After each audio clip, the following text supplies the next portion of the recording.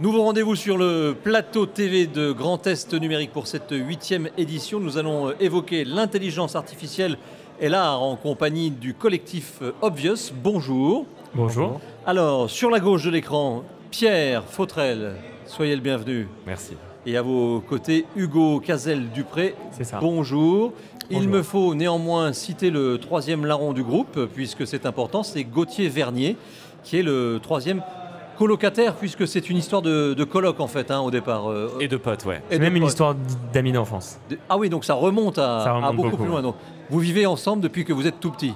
Alors, on vit pas ensemble depuis qu'on est tout petit, mais on se connaît depuis qu'on est tout petit, ouais. D'accord, ça va être bien pour quand vous aurez une vie avec vos femmes ou... Ça commence déjà. Ça commence déjà. Enfin, ça n'est pas le sujet. Le sujet, c'est donc de découvrir comment l'art et l'intelligence artificielle peuvent fonctionner. Expliquez-nous ce qu'est Collectif Obvious déjà. On va commencer par vous, alors, puisque vous êtes dans la bande, vous êtes le chercheur en intelligence artificielle, Hugo Cazel-Dupré. Tout à fait. Alors, on se connaît depuis super longtemps et on est tous les trois passionnés de technologie. Et il s'avère que Gauthier et Pierre font une école de commerce après le lycée. Moi, je fais des études en ingénieur. Puis, je m'oriente vers la recherche en intelligence artificielle. Je fais un master de recherche et je commence mon doctorat. Et on a l'habitude de tout le temps discuter de technologie, des nouvelles avancées dans l'intelligence artificielle. Et c'est là que je leur montre de nouveaux algorithmes qui sont sortis pour de la génération d'images. Et on est bluffé par les résultats que provoque l'algorithme. Donc, il peut générer des visages de personnes qui n'existent pas, mais qui ont l'air photoréalistes, etc. Et à partir de ça, se pose la question de est-ce qu'on peut faire de la génération visuelle pour de l'art avec ces algorithmes. Et donc là, on a plein de discussions de comptoir entre nous sur quelle est la place de l'artiste, quelle est la place de l'outil dans le processus artistique, qu'est-ce qui se passe quand on fait de l'art avec l'intelligence artificielle. En fait, c'est vous qui fournissez les thèmes de philo aux élèves pour le bac, c'est ça? Eh bien, il faut savoir que justement, c'est arrivé. On est en fait dans un manuel de philosophie maintenant. Ouais. Ah bah Ouais. voilà. Donc, Pour les élèves de cette année en terminale. Et on était pareil, dans le même genre de truc, on était au concours d'anglais des mines des ponts, c'était... Il y a un an, ouais. Ouais. D'accord. Ah oui, parce qu'en face de moi, donc j'ai des gens très jeunes, souriants, dynamiques, mais il faut savoir que si vous ne les connaissez pas, en fait, on parle à des artistes internationaux reconnus, puisque vous avez vendu plusieurs œuvres, mais notamment une aux enchères chez Christie's à New York en octobre 2018, il y a tout juste 2 ans, et c'est la première œuvre créée par l'intelligence artificielle. Alors, je sais que vous allez me reprendre de voler parce que ce n'est pas l'intelligence artificielle qui crée l'œuvre, mais on va en discuter. Donc, Oui. la première œuvre avec une notion de création de l'intelligence artificielle vendue pour $1,5 million quand même chez Christie's. C'est ça. Et donc là, on parle à des artistes mondialement reconnus et vous vendez des œuvres donc sur votre site obvious-art.com. Parlons de cette vente aux enchères. Alors chez Christie's, comment vous en êtes arrivé à être dans cette salle mondialement connue? Bah en fait, il se trouve que donc Hugo nous montrait tous ces algorithmes. Pour reprendre cette discussion de comptoir, on commence à discuter et puis on se dit il faudrait tester, il faudrait voir quelles sont les réponses que les professionnels du monde de l'art vont apporter à ces questions qu'on se posait. Et on a décidé de faire une série de portraits classiques. Et puis un jour, On a commencé à vendre 2-3 œuvres quand même, Ouais. donc à se faire une petite réputation, mais on a eu la chance d'avoir Christie's qui nous contacte directement pour nous dire on trouve ça fascinant ce que vous faites, est-ce qu'on ne ferait pas la première vente aux enchères d'une œuvre créée avec intelligence artificielle dans une grande maison d'enchères? Évidemment on dit oui parce que c'est une opportunité de malade et c'est aussi une première mondiale, donc c'est super intéressant pour nous. Et cette première mondiale se transforme d'un petit événement d'enchères à un buzz mondial parce que ça a créé tout un débat. C'est exactement ce qu'on cherchait à faire, créer un débat autour de qu'est-ce qui se passe quand on crée de l'art avec l'intelligence artificielle. Et donc, c'est comme ça qu'on se retrouve dans des unes de journaux, invités sur des plateaux, etc. Et tout ce buzz mondial a fait qu'au moment de l'enchère, le tableau qui était estimé entre 7 000 et 10 000 $. Ah oui, donc oui, vous êtes allé très très loin. Ouais, ça a pris 43 fois son estimé, ce qui est un petit record, et qui nous a propulsé sur le devant de la scène, et qui a aussi propulsé ce mouvement d'art avec intelligence artificielle, parce qu'il y a eu énormément de musées et de galeries qui sont intéressés à ça après, plein d'expositions, plein de nouveaux artistes, et voilà, ça a propulsé le mouvement et ça lui a donné de l'importance. Alors je vais faire comme chez Thierry Ardisson, je vais montrer le produit, puisque je ne sais pas si à la caméra Ouais. robotisée on la voit, mais en tous les cas, voilà, cette œuvre-là, c'est Edmond de Bellamy, puisque vous avez fait qui a une page famille... Wikipédia maintenant d'ailleurs. Pardon? Qui a une page Wikipédia pas écrite par nous. D'accord, Ouais. donc Edmond de Bellamy a été vendu 500 000 $ et en plus a une page Wikipédia à son nom. Donc voici, c'est la première œuvre qui a été vendue chez Christie's. J'aimerais qu'avec vous, on revienne sur le processus et petit à petit, on verra qui est l'artiste, la machine Exactement. ou vous. Ouais. Qu'on parle du processus artistique, puisque là, on a un portrait. Alors moi, je suis une bille en art, mais c'est un portrait que j'allais dire classique. La machine, c'est-à-dire que vous la nourrissez et puis c'est elle qui décide de vous sortir ça. Comment ça fonctionne? Alors souvent, on explique notre processus en 5 étapes. Allons-y. La première, c'est s'engueuler ensemble pour choisir le bon sujet. Donc à 3. Donc à ça. 3, on discute, on débat, et puis on tombe sur un sujet. Ce qu'il y a de bien, cerveau c'est qu'au moins, il y a créatif, toujours c'est- 2 ouais. plus 1. C'est, voilà, Exactement. Exactement. Et Voilà. le cerveau créatif, c'est à 3. Donc en gros, on choisit un thème ensemble. Donc souvent, on choisit des thèmes que la plupart des gens connaissent, qui sont des grands thèmes de l'histoire de l'art.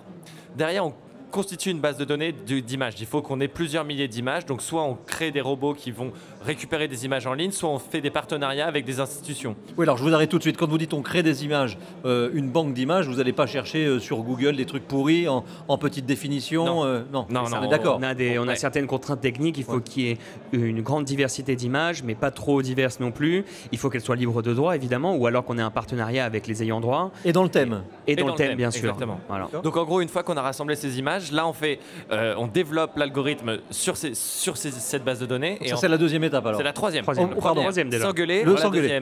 deuxième, Oui. créer Faire la base les de données, données, voilà. et la troisième, faire fonctionner l'algorithme sur cette base de données. Et donc là, c'est le travail de Hugo. Et en fait, c'est des allers-retours permanents entre l'algorithme et les résultats qu'il nous prodigue. Donc il y a plein de paramètres, etc., etc. Hugo. Il nous propose quelque chose, on va changer un paramètre parce qu'on pense que ça va un peu changer l'esthétique jusqu'à arriver à ce que l'on désire. Exactement comme un Quatrième. peintre en face de sa toile. Il fait pas bien du premier coup, il a une vision, il sait ce qu'il veut faire, mais il fait pas bien du premier coup. Quatrième étape. La quatrième étape, c'est curater ce qu'a généré l'algorithme. C'est-à-dire que l'algorithme, il génère plein d'images. Et nous, on va choisir celles qui vont être pertinentes pour servir notre démarche artistique. Donc, on va essayer de retrouver des esthétiques différentes, de créer une cohérence entre les différentes images qu'on a sélectionnées. Et puis, la dernière étape, pour moi la plus importante, c'est passer d'un fichier sur un ordinateur à une vraie œuvre d'art. Et donc ça, il y a plein de méthodes différentes. Et donc nous, par exemple, sur notre série d'estampes japonaises, on a fait de la méthode traditionnelle d'impression. Pour la série de Bellamy, on a imprimé sur de la toile et mis dans un cadre en or. Et sur les masques africains qui sont aujourd'hui à Gênes, eh ben, on a été voir un artisan ghanéen pour qu'il passe des images JPEG à des vrais masques africains selon la méthode traditionnelle ghanéenne. Ça, vous avez répondu à une de mes questions. Ça veut dire que l'œuvre est bien réelle, ce n'est pas une œuvre numérique qu'on Non. projette sur un écran de quelque taille qu'il C'est ça. soit. C'est un peu aussi quelque chose qu'on a fait pour se démarquer parce qu'en fait, il y avait déjà des gens qui travaillaient avec ce type d'algorithme pour faire de la création visuelle artistique. Et en général, c'était quand même une niche de personnes qui ont des connaissances techniques fortes, comme on peut l'avoir aussi, mais qui s'adressent à cette même communauté. Donc, ils ne cherchent pas forcément à démocratiser ou à rendre, même caricaturer en quelque sorte pour que les gens puissent comprendre. Nous, on a vraiment eu cette volonté-là. C'est pour ça qu'on s'appelle Obvious, évident en anglais, parce qu'on cherche à faire des choses que les gens peuvent comprendre, que mon petit frère de 9 ans, comme ma grand-mère de 87 ans, peut comprendre, et pas forcément quelque chose qui est réservé à des gens qui ont des connaissances techniques. Et c'est via cette création d'œuvres physiques, avec des indices de mouvements artistiques que les gens connaissent, qu'on peut parler d'intelligence artificielle à travers nos pièces. Revenons à des choses un peu plus pragmatiques sur Edmond de Bellamy que j'ai là sous les yeux. C'est-à-dire qu'à quel moment, et là ça va ouvrir aussi le débat philosophique, est-ce que c'est la machine ou est-ce que ce sont les humains qui sont les artistes? La machine vous a proposé quoi pour que vous en arriviez là? C'est-à-dire que le portrait était déjà tout prêt ou... Ouais. Alors nous on retouche pas les images. En fait, nous les images on les garde intactes. Oui. On travaille sur le support, mais pas sur l'image. C'est-à-dire qu'on la détourne pas. Donc ce que vous voyez, voilà. c'est exactement ce qu'a généré l'algorithme. À partir des mots-clés que vous lui avez rentrés. Alors, à partir des 15 000 images. portraits classiques qu'on D'accord. lui a donnés en entrée. D'accord. Et donc lui, il a généré plusieurs milliers d'images. Et nous, celle-là nous a vraiment plu, entre autres parmi 11 autres. Et en gros, on a créé une série à partir de cette image-là. Ce qu'il faut comprendre, c'est que l'algorithme, on lui donne 15 000 portraits classiques et lui, il est censé créer le 15 001e, le 15 002e, le 15 003e. Donc, c'est pas une moyenne ni une copie. Il va créer des nouveaux exemples, mais il peut en générer une infinité, en quelque sorte, entre guillemets. Et donc, une fois qu'on en a généré plein, c'est à nous de décider lesquels supportent le mieux ce qu'on cherche à faire. Donc, par exemple, on a pris des hommes et des femmes, on a pris différentes époques. Donc, il y en a qui font très 14e, il y en a qui font très 18e. Et voilà, on a essayé d'avoir quelque chose de représentatif de ce que l'algorithme sait faire.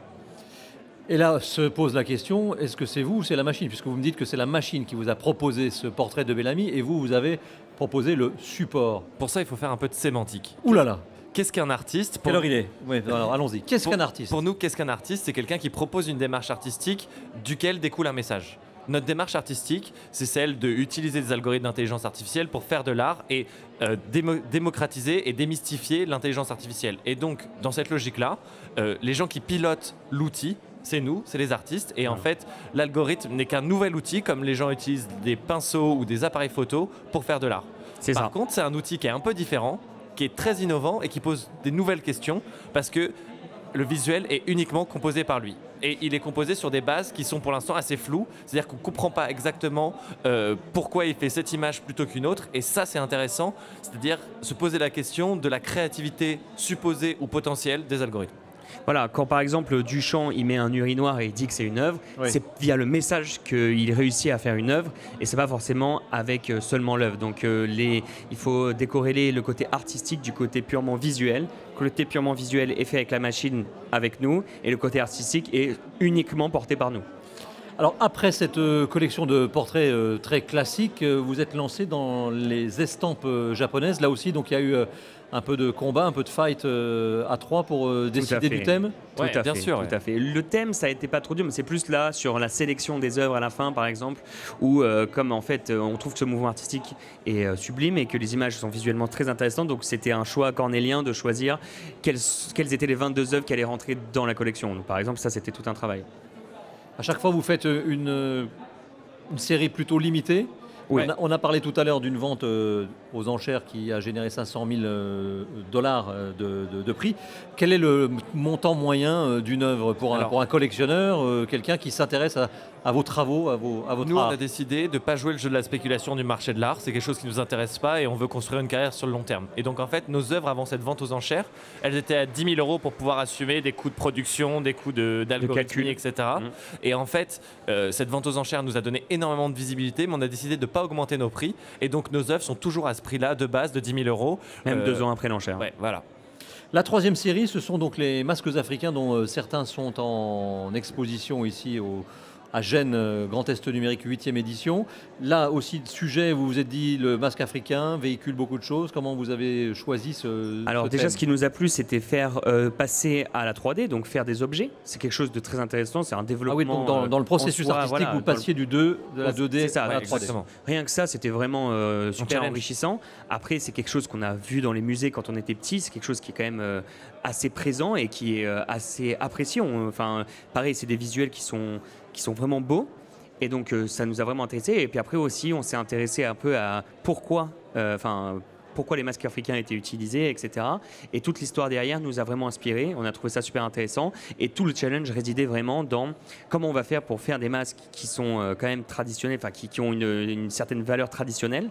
Et donc c'est pour ça qu'on a créé nos images et que les masques ont été faits en partenariat avec un artiste ghanéen qui lui, en gros on est rentré en contact avec lui et on lui a proposé de participer au projet pour qu'on lui donne les images et que lui, qui sait faire des masques africains, à partir des images, crée les masques correspondants. Et c'est super, on n'a pas pu aller le voir à cause du Covid, mais on s'est fait un ami et on s'est fait un partenaire artistique, c'était vraiment cool. Je vous souhaite de pouvoir aller le voir prochainement. Merci. Vous avez sans doute déjà eu des discussions entre l'ancien monde et le nouveau monde sur l'artiste que j'allais qualifier très 20e siècle et celui du 21e siècle. Qu'est-ce que ça donne, ce genre de discussion? En fait, nous, on avait un peu peur au moment de se lancer dans ce projet-là parce qu'on se disait qu'on allait être mal reçu dans le monde de l'art. En fait, on a une image extérieure du monde de l'art qui est un monde très conservateur et traditionnaliste. Et en fait, c'est tout le contraire. On a été extrêmement bien reçus parce que c'est des gens qui sont curieux, qui ont soif de nouveautés, qui ont toujours envie d'apprendre des nouvelles choses. Et donc, dès qu'il y a un débat à ouvrir, il est intéressant et il l'ouvre en fait. Ouais, on a été très surpris de leur ouverture d'esprit. Et donc le débat entre l'artiste ancien et nouveau, c'est un débat qui existe depuis déjà super longtemps. Et déjà les peintres d'une certaine époque remplaçaient les peintres d'une autre époque. Et il y a toujours eu une évolution dans le monde de l'art. Voilà, et donc en gros... Donc vous en faites partie. Exactement. On essaie de s'inscrire là-dedans. Et on essaye d'aller plus loin avec les outils de 2020, avec notre jeunesse, mais en fait on s'oppose à personne, on prolonge des réflexions déjà existantes. On ne cherche pas à remplacer qui que ce soit. Alors vous avez travaillé donc en 2D sur Bellamy, sur les estampes japonaises, en 3D sur les masques africains, sans spoiler pour reprendre un terme divulgaché, comme disent les Québécois, sans divulgacher vos prochains travaux. Qu'est-ce que c'est après la 3D, après les masques africains Jusqu'où s'arrêteront-ils, si j'ose la question? Donc pour les masques africains, on a fait de la 3D, mais c'est entre guillemets de la 3D dans le sens où on a quand même généré des images en 2D qui ont ensuite été passées en 3D grâce à notre artisan ghanéen avec qui on a travaillé. Et donc là maintenant on travaille sur de la pure 3D, donc on essaie de générer des formes en 3D pour faire des sculptures gréco-romaines. Donc ça c'est un des projets qu'on a en ce moment. Ça demande vraiment de la recherche purement scientifique parce que en général on s'appuie sur des papiers de recherche qui existent déjà, et en l'occurrence générer en 3D c'est pas quelque chose de vraiment résolu encore, et c'est un domaine qui est en travaux en ce moment. Donc on a un stagiaire qui travaille avec nous et on fait de la recherche sur comment on va pouvoir générer ces sculptures en 3D. Après, on va faire sûrement une série de photos l'année prochaine, et en fait, ce sera consacré à la photo, aux premières photos, au daguerreotype, parce qu'on s'est rendu compte qu'on nous fait les mêmes critiques que les premiers photographes d'art à l'époque, c'est-à-dire vous êtes flou, vous allez remplacer les artistes, c'est réservé à des ingénieurs très qualifiés.